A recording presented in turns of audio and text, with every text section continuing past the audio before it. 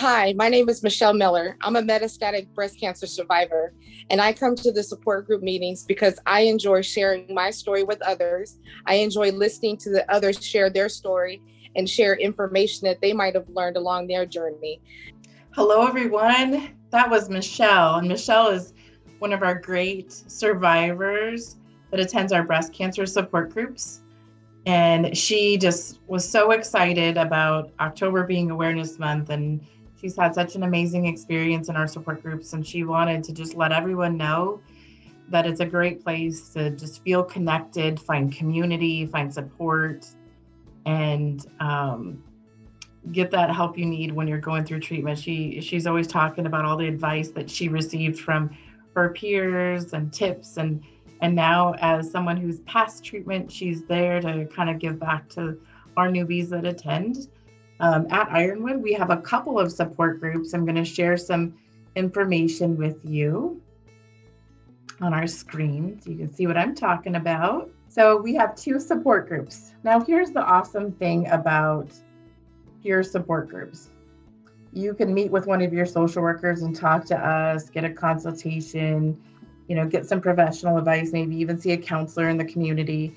And that's great. And you'll find benefits to reducing depression, anxiety through that. But not always can the people on your healthcare team tell you, I know what it's like. I've been there myself. But in these groups, who are run by peers, who are filled with peers, they've all been in your shoes. They've all been in treatment or they're there now. And so they can tell you, I know what that's like. I've been there too. I remember sitting in the chair the first time. I remember how scared I felt. I remember how angry I felt and all the range of emotions that happen after a cancer diagnosis, especially when it's a breast diagnosis. And there's often surgery, radiation, chemotherapy, different forms of treatment that can alter your life physically, socially, and emotionally. And a great way to kind of get through that and thrive is to connect with other peers. So we have two groups at Ironwood. The first one meets the first Wednesday of each month from 6 to 8 p.m. And the second meets the second Saturday of the month from 10 a.m. to noon. Again, you're going to get that peer support. You're going to get some great advice. You're going to find people who listen or are there to care. Occasionally, you have guest speakers, education, and resources that are given out. I've learned so much as a social worker from the resources that are shared from the women in that group. Not everyone in the group is an Ironwood patient, and that's wonderful. All of our groups are open to everyone in the community.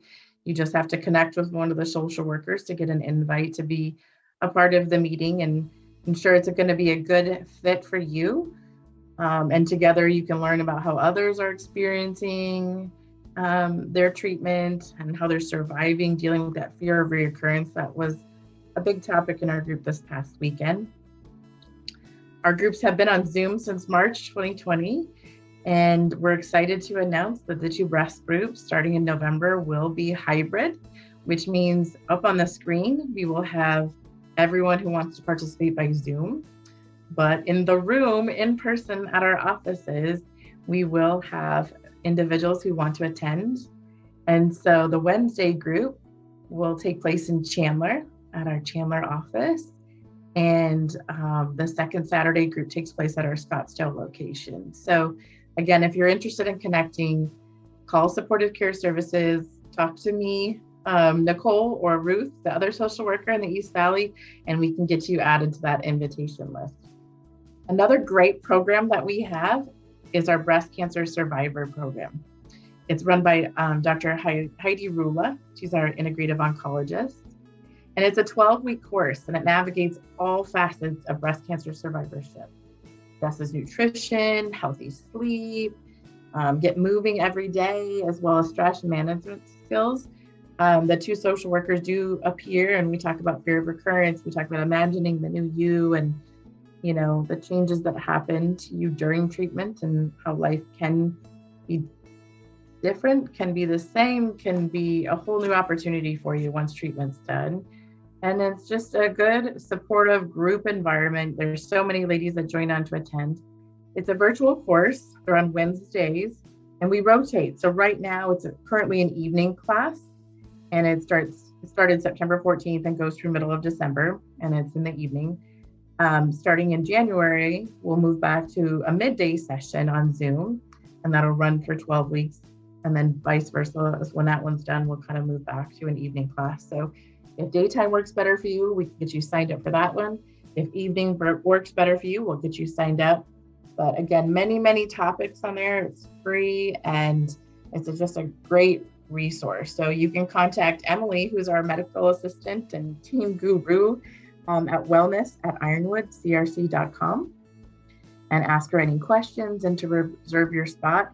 You can also submit your request to one of the social workers who can get in contact with Emily for you. I did want to read a couple more stories that were shared that unfortunately people couldn't do the video, but they wanted to submit something in writing and just kind of share some things on groups. So I wrote them down. I'm going to give them to you. So we'll call her C. C wrote in and said, being a part of the breast group has been the most important part of this journey. Obviously, the treatment is what cured my cancer, but what got me through every day, along with my family and friends, was being a part of this community and this team of cheerleaders that have helped me through. C says that she made friends with one in particular, and they were able to meet individually for one-on-one sessions. All those things that happen to you, like hair loss, weight gain, those are all issues that just broke me and tore me up. But my mentor showed me it's gonna be okay. She showed me pictures of her when she lost her hair and how she looked bald and the wigs that she had, and shared a lot of funny stories. And today her hair is lovely and gorgeous and flowing. And I just strive to the day that mine will be the same. So I'm so thankful for this group, and I'm so glad I came. Thanks, C. Okay. Then we're gonna hear from Melanie. Melanie is just starting groups. She's attended twice, and she said, as a newbie, I was really nervous to join. I wasn't sure about talking in front of people. I wasn't sure of what to say or how to get started, but it was very natural. They welcomed me and they told me a little bit about them. And then they said, tell us what's going on with you. What type of cancer? They started asking me all these questions about my cancer type, and I didn't know any of the answers. I didn't know I was supposed to bring my notebook with all my diagnosis information, but they didn't mind. They seemed to know the medicine I was going to be getting. They seemed to know the doctors I was going to be seeing, and everyone had nice things to say about that team. So it made me feel better instantly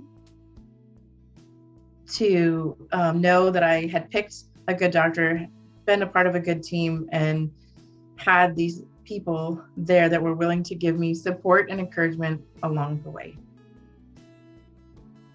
Melanie, we're so glad you came. It is a good opportunity. I always say that you should join a support group in the beginning, from the very first moment. Even if you don't know what's going to happen, you don't know your treatment plan, just get connected and start listening to the stories.